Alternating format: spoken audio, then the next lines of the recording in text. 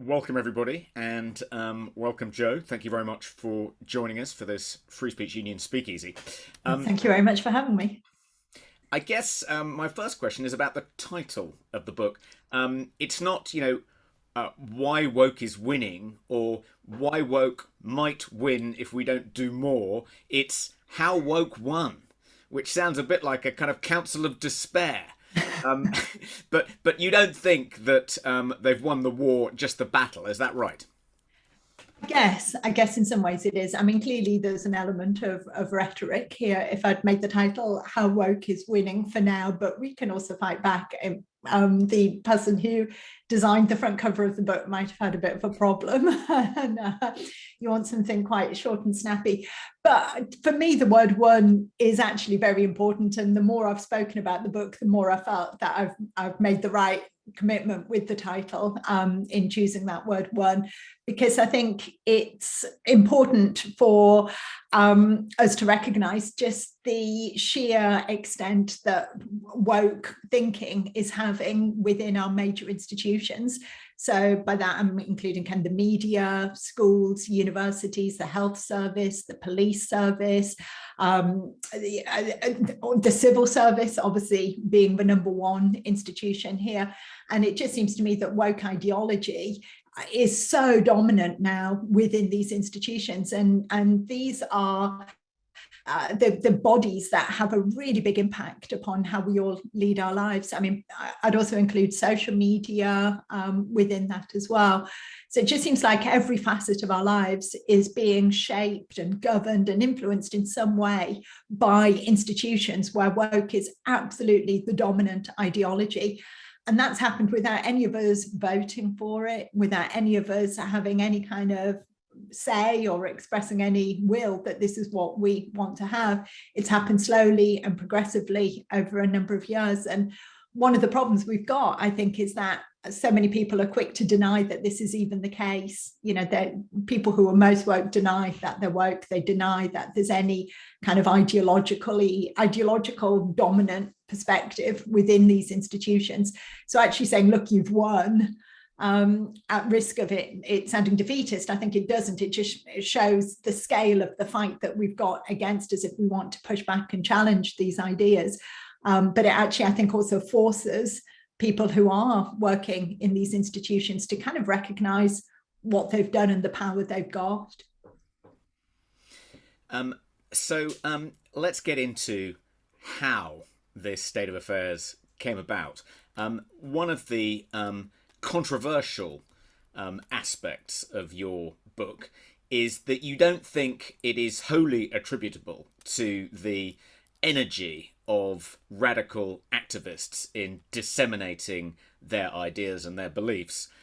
It's also, and I think you think that it's also the failure or a crisis of the elite.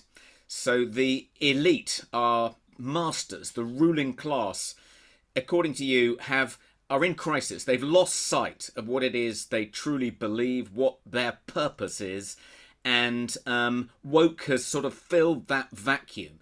But you think it's as much to do with the kind of crisis of faith amongst the elite as it is to do with woke activists.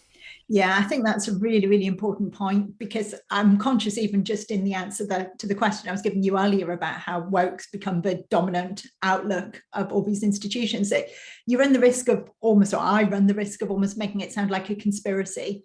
That these people have kind of got together and thought, I know what, you operate over here in the police and I'll do this bit in universities, and together we'll kind of take over the world. And if you want to be a bit more technical about that, a number of people have said, oh, yes, you know, this is Gramsci's kind of long march through the institutions. This has all been planned out for decades. And, you know, I don't think that is the case. I think more what we've got is a lot of, well, I would say unhappy accidents and people taking advantage of kind of gaps and spaces that have opened up for them. I think if you look particularly at academia, where these ideas are especially rife, and perhaps might be worth talking about in more detail a little bit later, But I think it was an older generation of academics, and you have to go back a long, long way. I mean, I'm really talking kind of 1960s, 1970s here, where particularly in the post-Second World War environment, there was almost like a collapse of faith in what universities were for. A lack of moral resolve, if you like, in the purpose of pursuing knowledge. Certainly questions were raised about what does truth even mean in relation to knowledge. And if you lose faith in knowledge as a goal of academia, if you abandon the pursuit of truth as one of your aims, what do you stand for? And I think when you hollow out these institutions morally, I think we see it a bit more recently, perhaps in the civil service, where particularly the pandemic has sped up this process. People can't even be bothered to get into an office now. Producing passports or driving licenses is seen as being a very boring thing that might get in the way of your own personal well-being and work-life balance. So why would you even bother? And when you've got that kind of moral crisis where there's no overriding sense of what you're supposed to be doing being important, then you do create this vacuum where woke thinking, woke ideas, they sound nice, who wants to be racist or sexist? Certainly not me. These ideas, they sound good, and it gives a kind of moral framework that people can latch upon and act as a kind of nice guiding principle, if you like. One of the interesting characteristics of this kind of secular religion is, as you say, it kind of fills the hole that's been left, and provides people left by the retreat of organized religion, and provides people with a kind of sense of meaning and purpose. But until fairly recently, the kind of liberal idea is that there should be no overriding public morality, that we can get that sense of meaning and purpose by pursuing our own good in our own way, provided we don't prevent others from pursuing theirs. Why is it that was deemed insufficient in some way? Why do people not just want to pursue their own good in their own way, but now think they know best about the good that everyone should be pursuing, and they're mandating that everyone should pursue that good, and woe betide those who don't want to, like the policeman who was recently sentenced to a prison yesterday, I think it was, because he made some inappropriate jokes about BLM. How did this morality kind of go? How did it become a public morality? Why is it that we felt the need to have a kind of a public morality again? We saw the harm that having a public morality has done in various societies, and even in our own fairly recent past.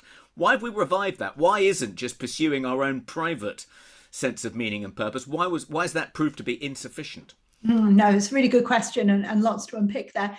I mean, I've heard this argument before that woke replaces religion and fills the gap in our lives, the kind of God-shaped hole in all our lives. And I've consciously not gone down that line in the book, because I'm not convinced that woke is a religion. And I think certainly in the way it operates, in the practice, I can certainly spy parallels between the two. And as you say, in a kind of moral outlook and an all-encompassing moral outlook that kind of guides your way through the world, I can see definite parallels. But I don't think it is a replacement for religion. And the comments that I was making about universities or the civil service, for example, you'd have to go back, I mean, really hundreds of years before religion was a guiding force in universities or a guiding force in the civil service. But you don't have to go back that far before there was more of an overriding sense of commitment to the public within those institutions. So doctors, for example, or again, teachers or civil servants had a sense of them ourselves as having a public role, as having a commitment to public life. I mean, even the word vocation would be used, that this was, your job was about more than just your own personal well-being and getting a paycheck at the end of the month. It was about a job title that came with a degree of respectability, a sense of purpose, a sense of commitment, a capacity for you to give something back to the public. So I think that was quite important. And it's that I think we've pushed away from, rather than pushing away from religion. And I'm not convinced individuality has ever, or a kind of celebration of the individual has ever really been enough in and of itself. I think people are, one of the things that distinguishes us from animals is that we are social creatures. We are part of a society. And I think for me, this is one of the really terrible, immoral things about lockdown, that it atomized us far more. It kind of sped up a process, if you like, that was already underway to some extent, but made us all far more individualized and far more atomized in a way that had very little positive to offer. But I think the reason why we've kind of invented woke as a new kind of public morality, public moral framework, is very different to political movements in the past, very different to a sense of public service or public duty that would have come from roles in the past. And the best way I can think to describe it is that it really stems from a great deal of contempt in ordinary people. And rather than, if you were a civil servant or a teacher or a doctor several decades ago, and you had a sense that your role was a public duty, a sense of vocation to the public, you respected the people you were working with enough to offer them your services, if you like, to sacrifice an element of your own life, your own well-being, in order to better help other people. So if you were a teacher in a working class community, for example, you clearly thought that education was worth passing on to these working class kids. And I think that's what we've lost. I think there's so much kind of contempt for working class people nowadays that comes across in all of this woke thinking. And you just have to look at kind of any news story, it seems to me, that comes up nowadays. You see this contempt expressed utterly, completely. So if you just kind of cast your mind back even just to Monday, the beginning of this week, one big story was the food strategy, the government's kind of food strategy that it was supposed to be launching. And you kind of go schizophrenic, because on the one hand, you've got the working class of this big obese blob. And on the other hand, they're all starving and queuing up for food banks. On the one hand, we should be disgusted at them because they're these kind of lardy blobs. On the other hand, we should pity them because they're so poor, they can't even afford to buy a packet of custard cream biscuits to provide themselves some basic sustenance. Same day, there's a story about primary school children, starting school still in nappies, unable to say their own names, being dragged to school in a shopping trolley in one instance. And again, what's expressed by this is complete contempt that working class parents cannot feed their own children, cannot look after their own children. And so this idea of this kind of woke thinking then, I think, allows people to express this contempt in a way that's dressed up as being all about anti-racism and anti-sexism and anti-homophobia, but it actually is not an individualistic philosophy. It's about class and class contempt. So that brings me to my next question, Jo, which is, I agree with some of that analysis, and I think that the contempt for ordinary people is often very close to the surface when these woke evangelists kind of get going. But why, therefore, have so many large companies, large corporations, embraced this ideology? You in part blame large corporations for embracing and disseminating woke for its victory. You think they've played an important part in it all, but why do they do that? Given that it's inevitably going to alienate their customer base, because they can't really conceal the contempt embedded in the ideology for precisely the people they're hoping will buy their products. But you don't think that Go Woke go broke is you dispute that little you dispute that. You don't think that actually it is harming companies like Gillette to kind of embrace the concept of toxic masculinity. You think actually it does help the bottom line. I think in some instances, go woke, get woke, go broke does hold to be true. I mean, it's very interesting to see what's been going on with Netflix, for example, and the drop in subscribers and how they've been forced to stand up to some of the more woke young employees who kind of throw a hissy fit because they might have to deal with Dave Chappelle or Ricky Gervais.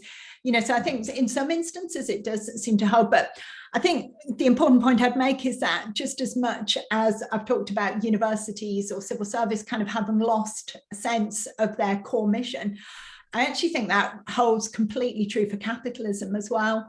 And actually owning a business and being able to say, well, do you know what, my only concern is making money.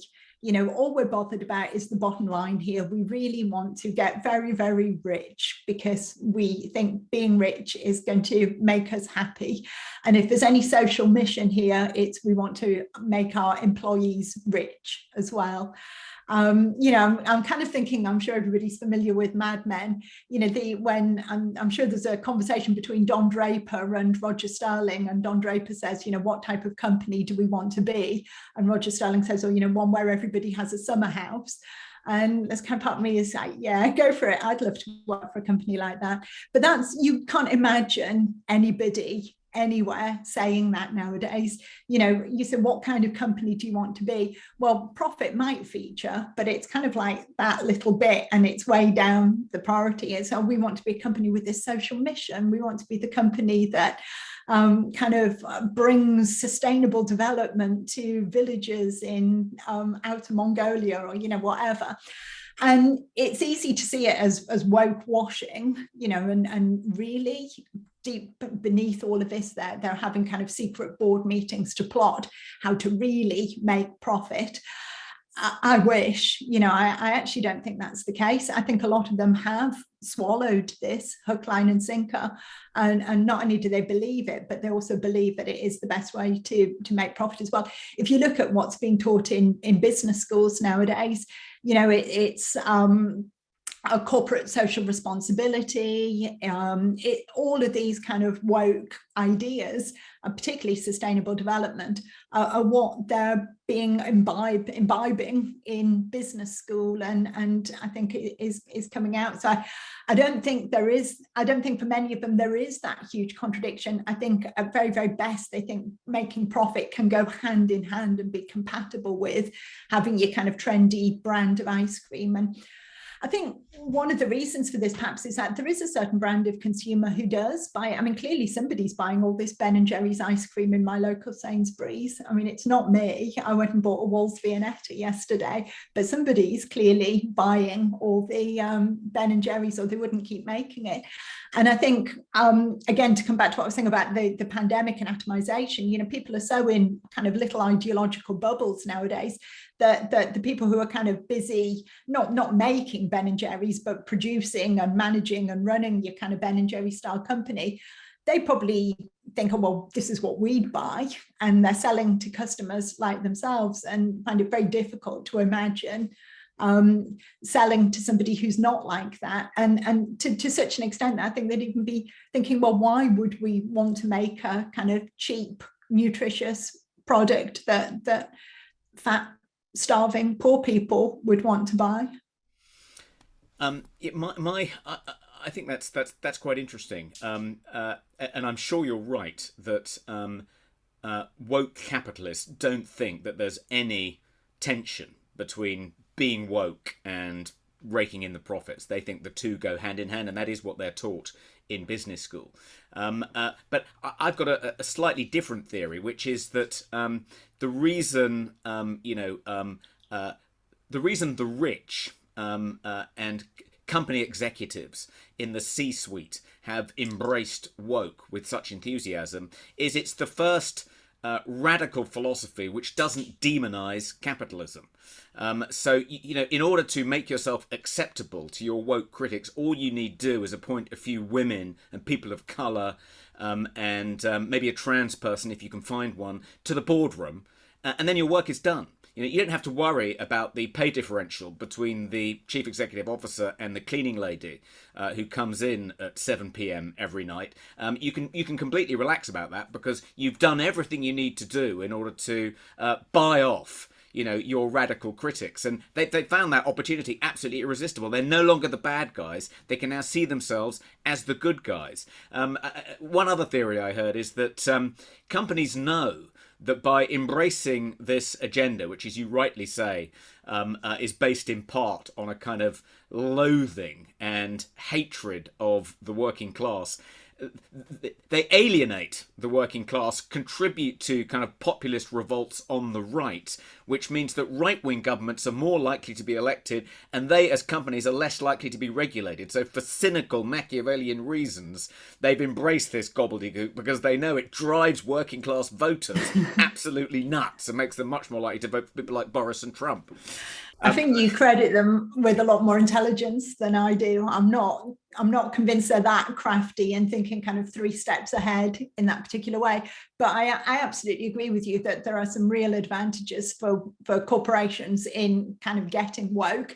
One is, consciously or not, it can act as a great smokescreen. I mean, we all know that Ben & Jerry's, I'm sorry to keep banging on about that one, but it's just the most obvious example.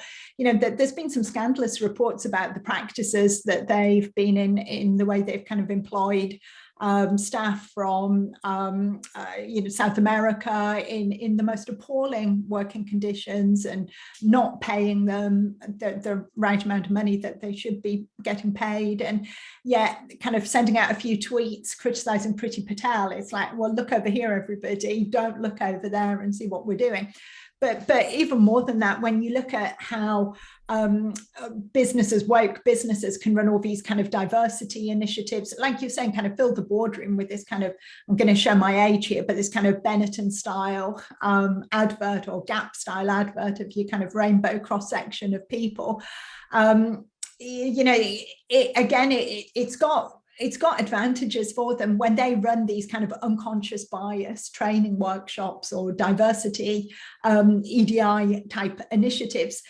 It allows businesses nowadays to have absolutely unprecedented degrees of control over workers. And what's so good about this from the business perspective is the unions don't stand up to it. If you were to turn the clock back 30 years and say to somebody who was working at, British Steel or ICI or one of these big kind of industrial companies in the Northeast, your boss is going to force you to go on a training session that will have access to your unconscious thoughts, and get you to be divided up according to the color of your skin. Union leaders would have been absolutely up in arms. This is a terrible suggestion. Why would we want the bosses to have access to our unconscious thoughts? Why would we want the workforce to be divided according to the color of our skin? But not only does diversity training, unconscious bias training allow kind of bosses to have this unprecedented control over the workforce, the unions don't challenge it. Not only do the unions not challenge it, they're calling for more of it, with more unconscious bias training, more diversity initiatives, controllers more, please, bosses. And, woke has really big advantages, I think, for managers, managerial class. Yeah. Should we take our first question from a member of the audience, Jan?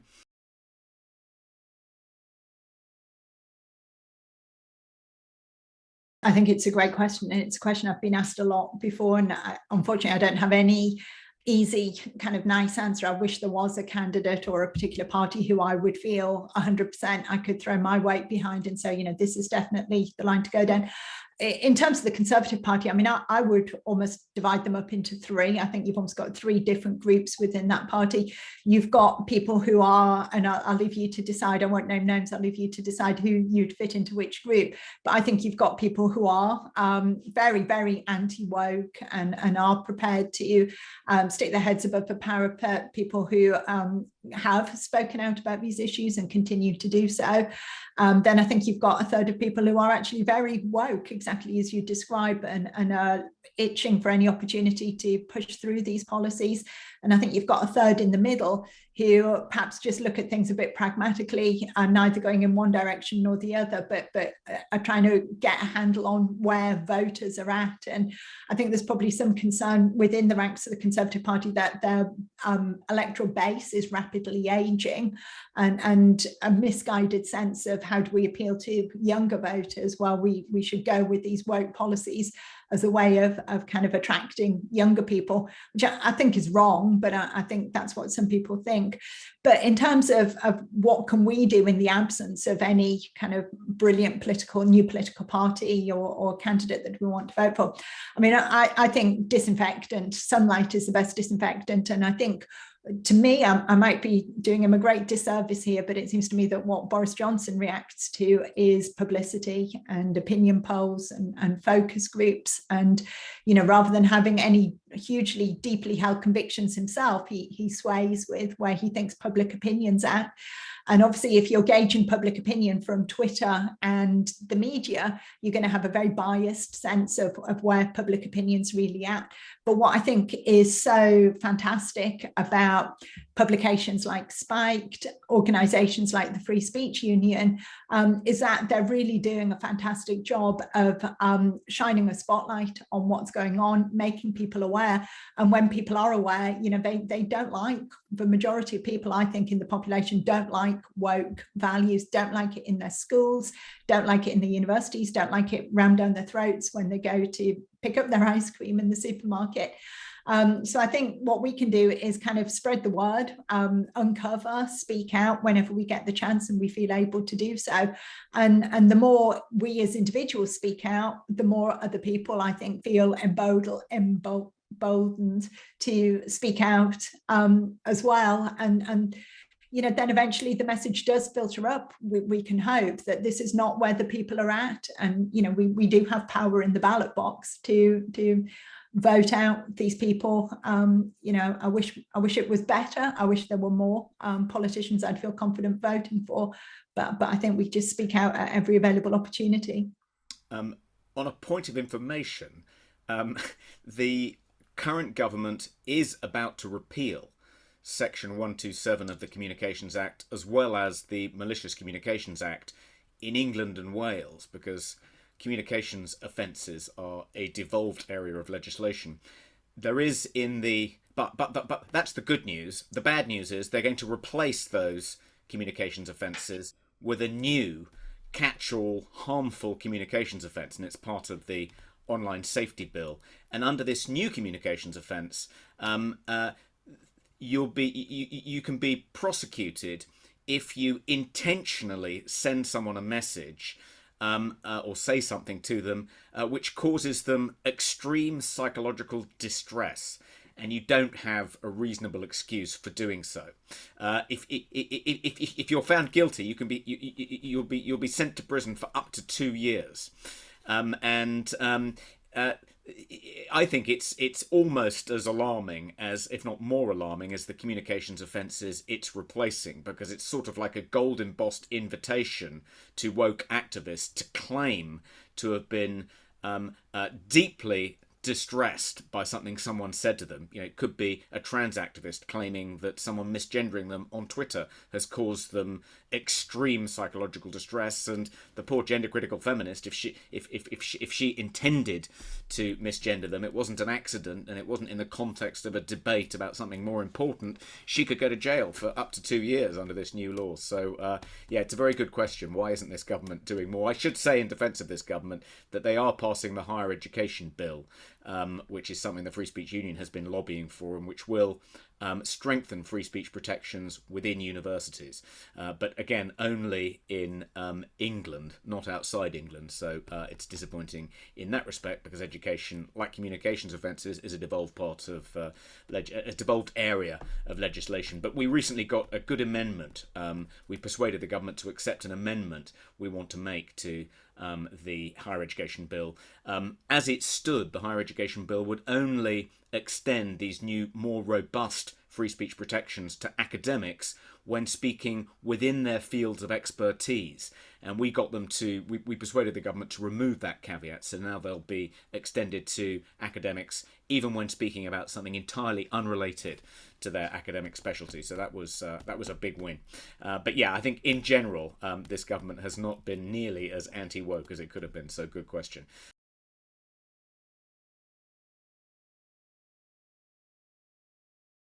I think there is, yeah, absolutely. And I think you're already seeing a number of private schools now seem to be more inclined to advise their brightest and best students to apply for universities abroad, to apply to Yale, Harvard in the US, for example, and other fantastic universities around the world, rather than looking to UK universities. You also see a number of bright young kids applying for apprenticeships nowadays, and I would take my hat off to them and say good luck to them. So I think there is a danger. I think it's probably not just the woke thinking. I think you've got an awful lot of other things coming together in that pushback. I mean, I'm kind of reluctant to give up on universities too much, because, I mean, at the end of the day, we've got 50% of young people, almost half of all young people are going to university in this country now, rightly or wrongly, whatever we might think about that, that's just a fact.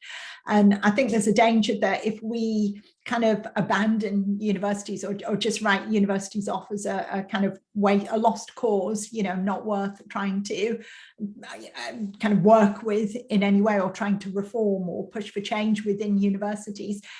The danger is we could appear to be writing off 50% of the young people, and I think we can't just abandon those young people. And at the end of the day, I do know some very, very good people who work in universities as well, who haven't swallowed woke ideas hook, line and sinker, who are still upholding good academic principles and are still wanting to actually teach kind of overlooked idea in universities nowadays. So I'd be reluctant to just abandon them, whether young people will give up on them or not. I think certainly there are signs of that. And I think what you need to look for is not just the kind of woke ideas, the campaigning, even though that's no doubt a turn-off for a number of young people, but how universities are actually implementing this as policy. So I know you're from Scotland, and there was an article, I think it was in the Telegraph just yesterday, about Edinburgh University, maybe this was Monday, sorry, Edinburgh University Law School, not taking any young person, applicant for next year from a private school who had the top grades. They've taken every single applicant has been someone from a lower kind of a disadvantaged background, if you like, with lower predicted grades. So I think some youngsters will walk and go elsewhere. Some will be pushed and not have any choice other than to look elsewhere. So, to some extent, universities are not doing themselves any favours if they want to survive in the long run. We found that Scottish universities are generally even woker than universities in the rest of the UK. And someone explained that to me as follows: because university fees are free if you're a Scottish citizen and you want to go to a Scottish universities, in order to make ends meet, have to take as many overseas students as they can, and they take quite a lot of American students, often as graduates, but also as undergraduates. And woke, as we know, originated in America. So it's these woke students on Scottish campuses that have driven the kind of wokeification of Scottish universities. I mean, the irony of this is that often one of the expressions of wokery in universities are attempts to decolonize the curriculum, decolonize the university more generally. And in fact, it's just a reflection of the fact that these campuses have been completely colonized by Americans. It's the revenge of the colonies. Anyway, let's have another question.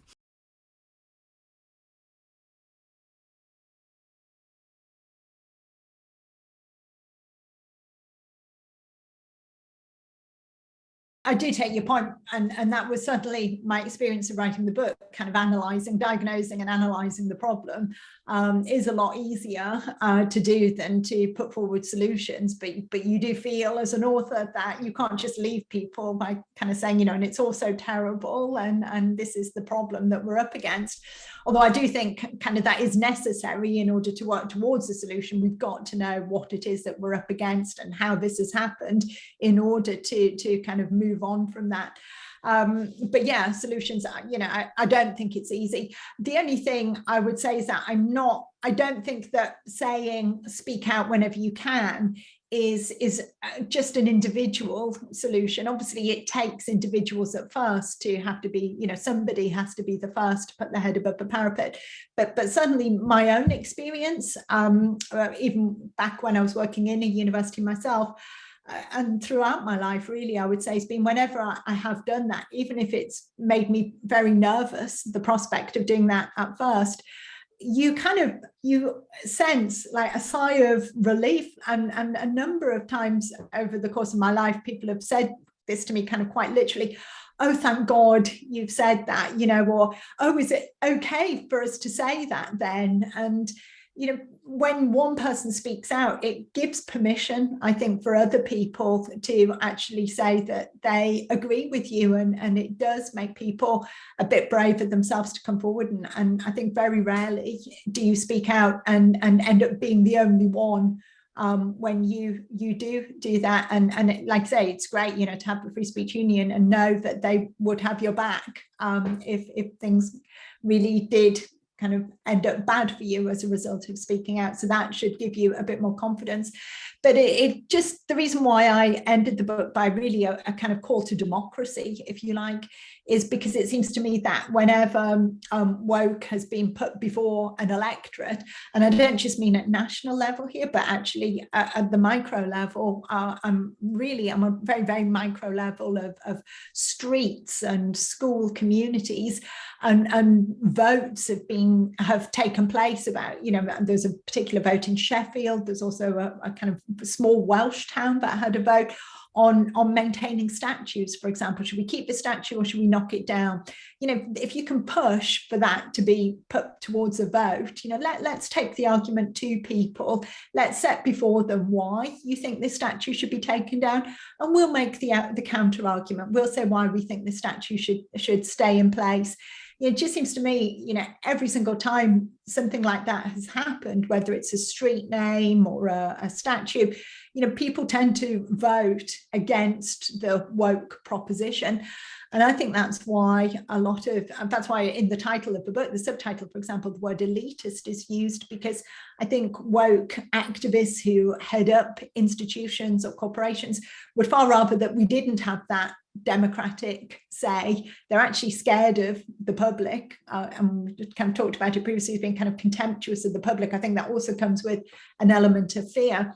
And I think at the end of the day, they don't have much faith in their own arguments.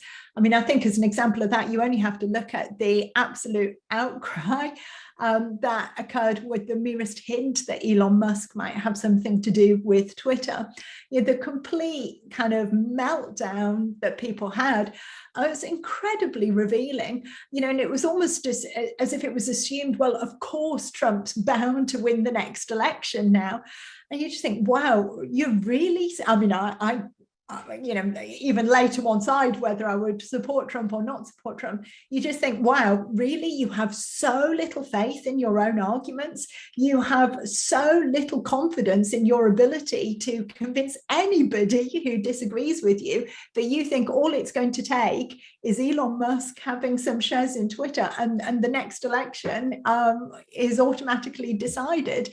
And you just think if they've got that little faith in putting their own arguments to the public, how, I'm sure, Toby and Jan have come across this. I know it's a problem, with things like the battle of ideas, trying to get woke people to actually engage in a discussion, to put their arguments up for debate. They prefer their echo chambers, and the more we can kind of knock down those echo chambers and insist that the public do actually have a say, then they don't even have faith in their own arguments to stand up to that, it seems to me. Aren't you placing, though, a little too much, aren't you attributing it perhaps more power to politicians than they actually have? I mean, I'll give an example. In January 2020, the Behavioural Insights team published some research it had carried out at the behest of the Equalities Office into how effective unconscious bias training is, because vast sums of taxpayers' money were being spent on unconscious bias training by the civil service across Whitehall. And the Behavioural Insights team, the nudge unit, concluded that there was no evidence that receiving unconscious bias training reduced discriminatory behaviour over the long term. And in fact, some evidence that because it racialises workplaces, it actually makes discriminatory behaviour more likely, not less likely. So in other words, it's woke snake oil. And so the government, on the basis of this research carried out by its kind of intellectual powerhouse within the Cabinet Office, as it then was, it announced that unconscious bias training would be phased out across the civil service. As I say, that was in January 2020. We still get almost daily calls from civil servants who've been told they have to undergo mandatory unconscious bias training, wanting our help in getting out of it or pushing back in some ways. So even though the government, with an 80-seat majority, has said, almost 2 years ago that it was going to phase out this woke snake oil, it hasn't been phased out. If anything, it's actually increased. The government is almost powerless in the face of these kind of diversity crats within their own ranks. So, even if the anti-woke win elections, what good will that do? Well, no, I think you're absolutely right, and depressing, and I don't want to depress people, but I think it does just show the scale of the challenge that we face. And again, I think we've got to expose what's going on at every available opportunity and point out the anti-democratic and the elitist nature of these decisions being made that run counter to the will of the majority of people who voted in a different way. I mean, clearly it's not just around woke issues. You see this in the kind of discussion that we're having around the Northern Ireland Protocol, the discussion that we're having around deportation of illegal migrants, and all of these issues, it seems, and clearly one of the things I was quite careful not to suggest in my book, I don't think for one second that woke was invented in 2016. These are very, very long-standing trends that have been decades in the making. But I do genuinely believe that there was a massive ramping up of this kind of woke policies and practice and thinking post-2016 as a result of Brexit, as a result of the election of Trump in the US, because it did put fear, that we're... I think woke people like technocracy. Again, it allows them to bypass democracy. It allows them just to institute the society, implement by force in a very kind of authoritarian way, let's be clear, the type of society that they would like to see. And democracy is just a pain in the backside. And I think in reaction to this kind of revolt of the revolting masses, if you like, suddenly they thought, and I think this discussion was held out most explicitly in relation to universities who use this coded language of things like kind of global citizenship, particularly after the EU referendum result didn't go their way. We've really got to focus on creating global citizens within our universities, and teachers had a similar discussion about about the nature of kind of personal, social and health education classes in schools, how they could be used to promote this idea of global citizenship. I mean, really what they're talking about there in no uncertain terms is social engineering. You know, how can we socially engineer the next generation of voters so that they do as they're told, so that they do as we want them to do. And you know, it's absolutely vital that we just don't let them get away with this. And it would be easy in a way to kind of wave the white flag and kind of roll over and admit defeat. But, you know, there's something in me, we can't do that. We have to keep pushing back against this. And you just think for all these news articles, yes, it's terrible that the civil service or sections within the civil service or within universities still have this power. But at least because of these articles, we know about it. You know, if it wasn't for these articles, we wouldn't even know what they were getting away with or pushing through. Okay, next question, Joe.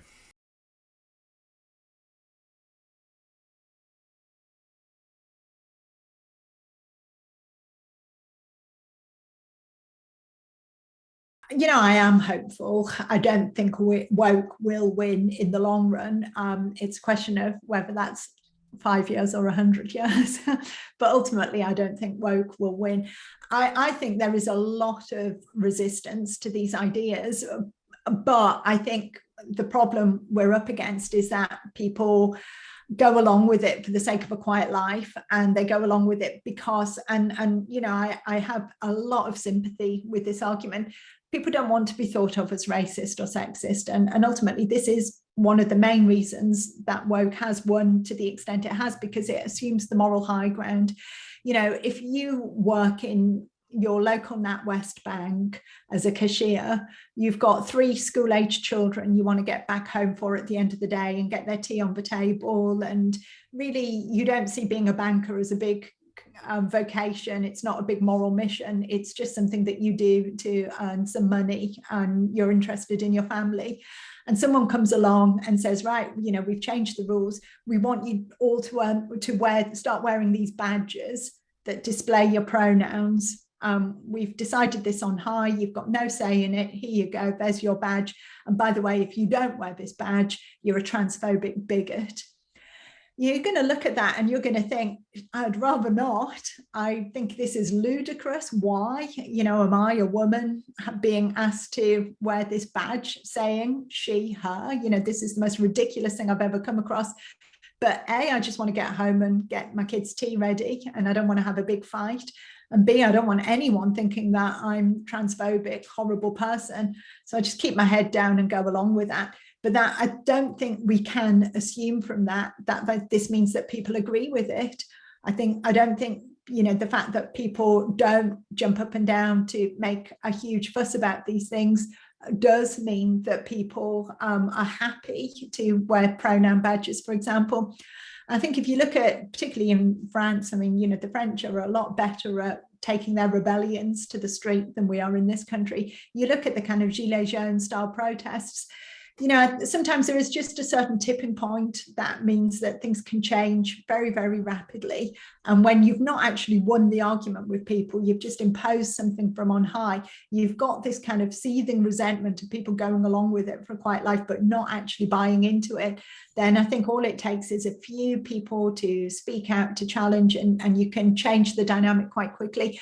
And I guess the thing that convinces me that this can happen is that if somebody had said to me kind of 10 or, you know, 10 years ago, even 10 years ago, you know, the UK won't be in the EU anymore, I would not have believed them. I would not have seen that as being possible. I would have said, well, you know, I'm 48, all my entire adult life, the UK's been in the EU. Why should I assume that that would change? And it did change, you know, and that we're clinging on, and you know the Remainers are gathering. The Remainers are desperate to get us back in there in one form or another. But so far so good. You know, we've had that rebellion. We've brought about change through the ballot box, and so far it's stuck. So things can change, and things can change very, very quickly once a certain dynamism is in place.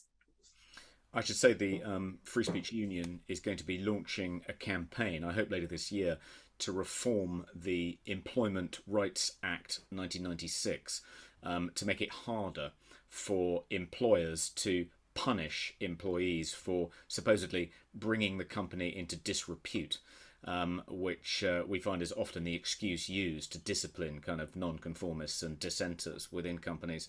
We want to make that harder, and we also want to make it impossible for anyone to be punished, any employee to be punished for something they said which is more than 12 months old, so a statute of limitations on offence archaeology. And hopefully, as I say, we'll be launching that campaign later this year, and we hope to get some trade union support, because it is after all, a workers' rights campaign. But trade unions haven't been very good on this stuff, have they, Joe? They've been a bit disappointing when it comes to defending workers' rights, including the UCU, the largest of the academic trade unions. I mean, why do you think that trade unions, which are supposed to represent the working people, have been captured by woke along with so many other institutions? You'd think they, of all people, would defend workers' rights and their right not to be punished for criticising their employers or disputing the kind of prevailing corporate ethos. But no, they've completely aligned themselves with the bosses on these issues, haven't they? No, absolutely. And I mean, for me, that's one of the most disappointing trends in a way. You know, I can see arguments, as I was saying earlier, about why corporations might have gone down this line, you know, even why people who are high up in the civil service and the NHS might go down this line. You can see certain advantages to them, whether it's just taking the moral high ground or kind of having more control over the workforce. But the extent to which so many unions have really gone down this line and made it far more difficult for people, ordinary workers, to push back against it, I think it is morally reprehensible. I mean, it's really disgusting. And as you say, Toby, you know, UCU, I think is absolutely the archetypal example of this. And the thing that's so bad is not only do they not defend their workers, but a lot of the time they're actively campaigning against their own members and their own workers. Again, you know, if you look at, say, somebody like Kathleen Stock at Sussex, it was not only the case that the union wasn't defending her, the union was actually issuing statements and coming out again, on the side of the students and the members of staff who were involved in persecuting poor Kathleen, you know, and that's shocking. The only way I can explain it is that woke, as we've talked about, you know, so far this evening, has, like I say, assumed the moral high ground on issues to do with race, on issues to do with kind of gender, and because it goes down that line of kind of challenging racism, challenging sexism, challenging homophobia. We know that the unions have been really into Pride Month, for example, Black History Month, you know, every identity group they're really into. That's one side of it.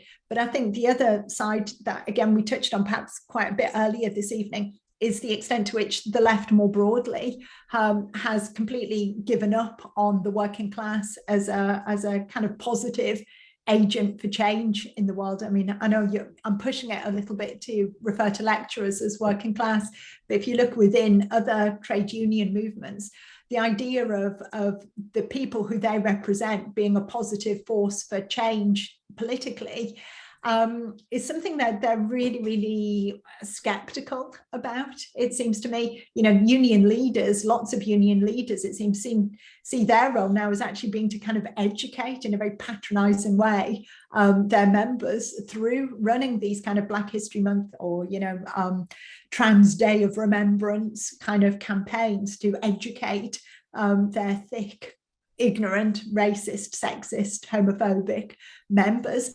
And I think that's because unions obviously rooted in the left and have gone down the same trajectory as the Labour Party, as many working class organisations that are now kind of looking on the working class themselves, not only as not being a progressive force for change in the world, but actually being the most backward and reactionary element of society, kind of being the enemy far more than the, you know, kind of, at risk of sounding like an old lefty myself, being the enemy far more than the kind of boss class, if you like, as they might have described it in the olden days.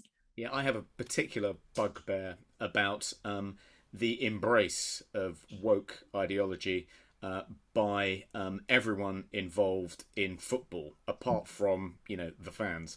And if you go to a football game, if you watch football on TV, you are constantly bombarded with kind of woke messages whether it's rainbow laces or Sky Sports putting BLM, actually on the screen for kind of months on end.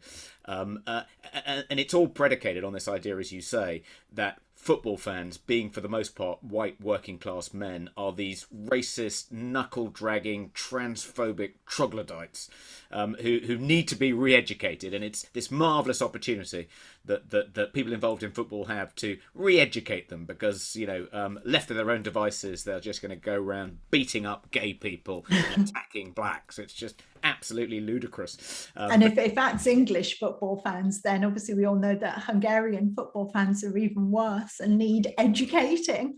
Unfortunately, we weren't quite able to educate them on the pitch about what good football looks like, but hopefully we educated them a bit when it comes to the importance of virtue signalling. Yes. Anyway, let's have another question.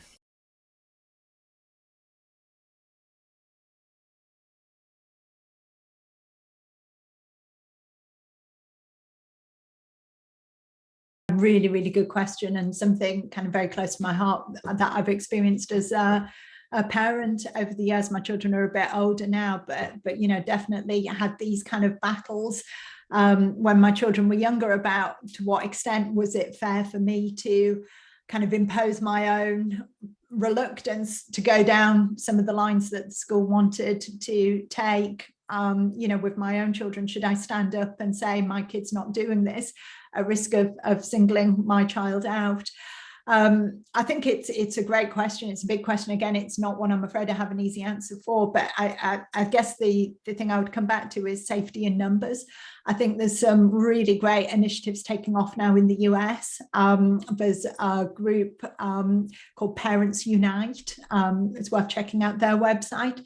And they act as a kind of focal point and really bring parents together. I know Don't Divide Us in the UK perhaps serves a bit of a similar purpose, but bringing parents together. So I think the difficult thing is if you think your child's going to be the only one who's not taking part in that particular assembly, or the dress up day for sustainable development, or, come to school dressed as a solar panel or whatever it is. If you think your child's the only one who's not doing that, you're going to have a lot more qualms. Whereas if you think there's a bunch of them who are going to come dressed as a nuclear power station rather than a solar panel on Sustainable Development Day, you perhaps feel a bit more comfortable and confident about speaking out in that way. So I guess, not answering this as a political question, but answering this question more as a mother, I would say make friends at the school gates, find people who maybe share some of the same concerns as you, start a WhatsApp group, with people who are like-minded, and hopefully it won't be your child being the only one. But to answer it in a more political way, I think there are some, like I say, some really great movements springing up, particularly in the US now. Also in the UK, I mean, there's the Safe Schools, Safe Schools Alliance, I think, which it looks particularly at trans issues. Don't Divide Us, which looks particularly at critical race theory in schools. And just kind of joining these organisations, I think, has got to be a really good thing to do. We helped persuade the DfE to issue some guidance on impartiality, which it did earlier this year, reminding schools that under the law, they're not supposed to politically indoctrinate children. They're supposed to approach political tendentious issues in a fair and balanced way.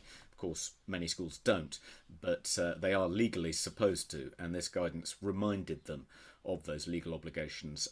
The real difficulty, I think, and one of the disappointing things about that guidance is, and again, it only applies to England and Wales, not to the rest of the UK, is that it didn't make it clear what parents could do if they discover that their children are being effectively politically indoctrinated by teachers.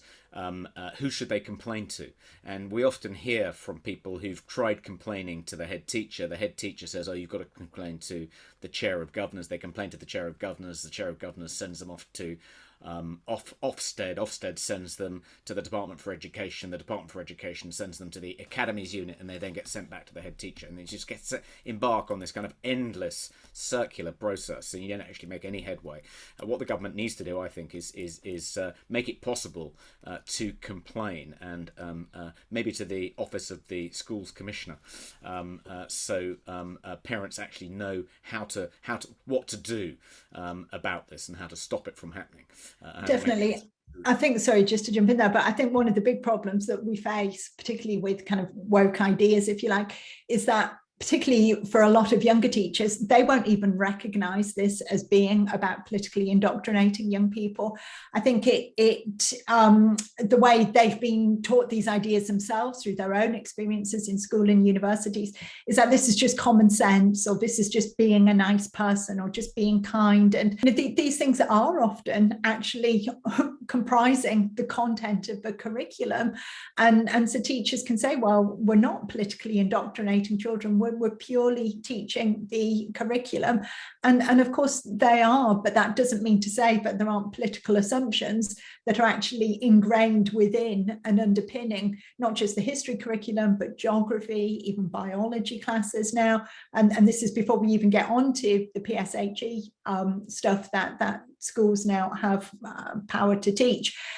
So I think you're absolutely right, and it's great that you're doing this and really having this pushback against political indoctrination in schools. But I think there's also a bigger fight as to actually kind of making people aware of drawing the distinction between what is actually a politically biased position as well. Yeah, I think that's exactly right. A lot of the teachers who are promoting this stuff don't think of it as remotely politically contentious. They think it's just common sense, or just as you say, they're just essentially promoting the public morality. Let's have another question.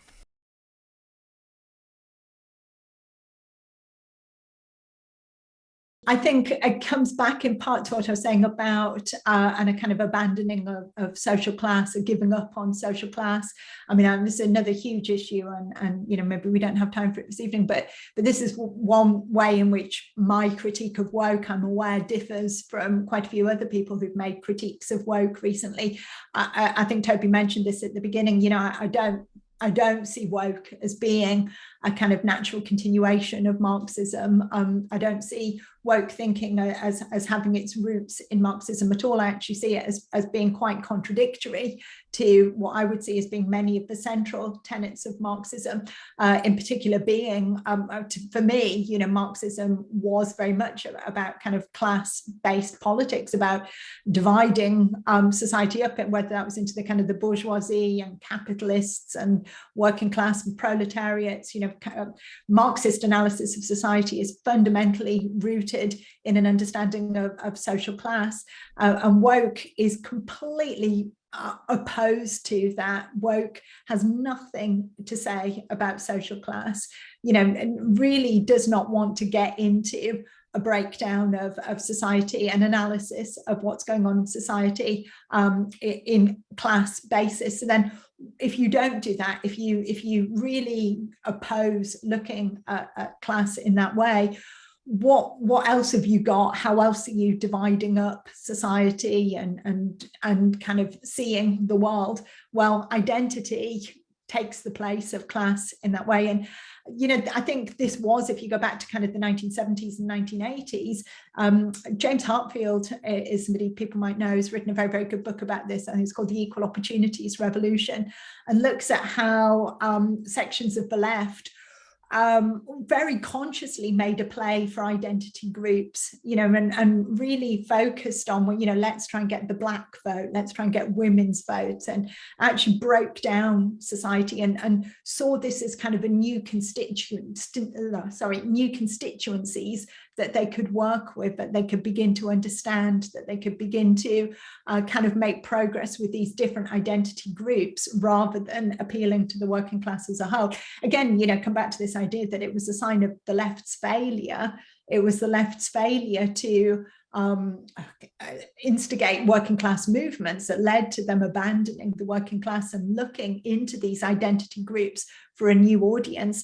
But they've accelerated that process. They've emphasized identity groups now. And not only does it give them new constituencies, new cohorts to work with, but it also, and this touches on another thing we were talking about earlier, allows this kind of amazingly simplistic moral structure where you divide the world up according to these different identity groups, and then you arrange them in kind of hierarchies depending on who's the most privileged, who's the least privileged, which identity group is the biggest victim, and you then kind of sit atop of this heap that you've created and are able to rule according to who's the biggest victimized group. I mean, one way that, just to kind of make this a bit more concrete, you go on some of these demonstrations or watch from the side some of these demonstrations that take place nowadays, like around Black Lives Matter, for example. You always see people standing at the side with these placards, Black trans lives matter. And you think, what proportion of the population is not just Black, but Black and transgender? You must be talking about a minuscule group of people, but that's the group that they're choosing to make their placards about, because that is kind of the tiniest identity group that can also stake a claim legitimately, I guess, to be the most victimized, the most disadvantaged identity group going. You've got all the disadvantaged boxes ticked. So if you rally behind Black trans lives, you're really showing your own moral legitimacy there. So there's a lot of advantages for the left, I guess, in moving over towards working with identity groups. Should we have one more question? I think we've got time for one more question, Jan.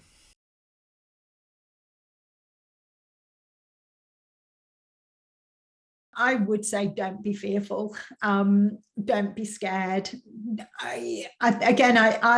Maybe I'm being naive here, but I do think, and I'm speaking not just from personal friendships, relationships here, but also, having children now who are at that age of being university students themselves, who are certainly not, the kind of quiet, timid conformists who do have some strong ideas about what they think about things and have genuinely enjoyed time at university, and have survived. And at risk of sounding like Megan, they've not just survived, they've thrived. So, you can do it. And I think you shouldn't, it would be terrible if you were put off going to university for fear of kind of meeting woke mobs, whenever you speak out. And I think you've got to go fully expecting that you will be able to say what you think in seminars. You'll meet lecturers who maybe do challenge you, but that's good. I think people who go to university with woke ideas, they will leave university dumb, because they're unlikely to be challenged so much over the course of 3 years. They're more likely to have their own prejudices confirmed whilst they're at university. Whereas if you go to university opposing woke ideas, thinking critically, and you meet lecturers who try to impose woke ideology upon you, well, that is a great opportunity for you. You are going to really get to hone your arguments, to be forced to have to research and substantiate every single claim you make. It will be hard work, and you will have some battles, and you will no doubt have some run-ins. But my goodness me, after 3 years of that, you will have learned so much more. You will have benefited intellectually from that process so much more than people who just go and have their prejudices confirmed in the seminar room. So I would say, don't be afraid. Go for it. Be prepared to say what you think. Yes, it'll be hard. Yes, you'll no doubt meet times when you're challenged, but try and see that as a kind of reframe, as the psychologists say, reframe that as a learning opportunity, and you will gain far more from the experience than most other people who go to university, and try and keep your critical faculties alive. Whenever I'm asked that question, I'm reminded of there was supposedly a meeting of the Apostles, the secret, predominantly gay group of bright students and dons at Cambridge, a meeting of the Apostles in which they discussed whether they were in favour or not of legalising homosexuality.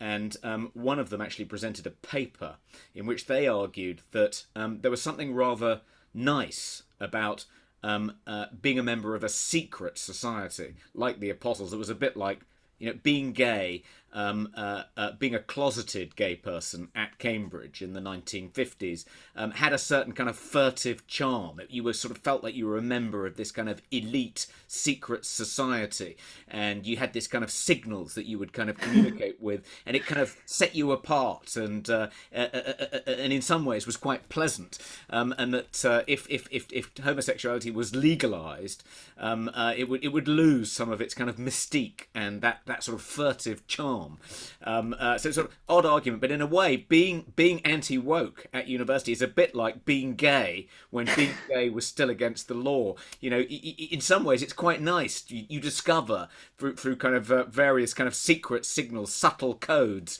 who the other non-woke students are, and you can form little secret societies and go out drinking together and huddle together. And in some ways, it's being part of that kind of that underground community, like being a kind of dissident in Czechoslovakia.